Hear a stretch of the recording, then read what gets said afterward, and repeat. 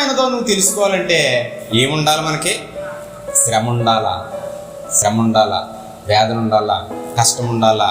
ఇవి లేకపోతే మనకి ఏమవుదో? దేవుడు గుర్తురాడు, దేవుడు వస్తాడా? అండ్ ఎప్పుడు ఆనందంగా ఉందనుకోండి, ఇంక కన్నీళ్ళతో మనకు పని ఏముంది? ఎప్పుడు కూడా హ్యాపీగా వెళ్ళిపోతున్న జీవితాలకి కన్నీళ్ళు ఏమొస్తాయి? నీకు ఎవరు సహాయం చేసినా చేయకపోయినా, ఎవరు నీతో మాట్లాడకపోయినా, ఎవరు నీ చెంతకు చేరినా చేరకపోయినా యెహోవా నీకు ఉత్తరం ఇస్తాడు.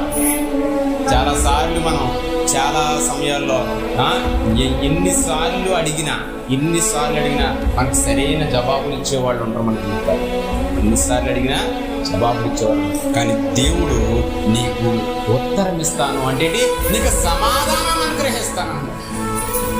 నీ జీవితంలో నీకు ఎవరు ఇవ్వని సమాధానాన్ని దేవుడు అనుగ్రహిస్తాను అన్నాడు. హల్లెలూయా.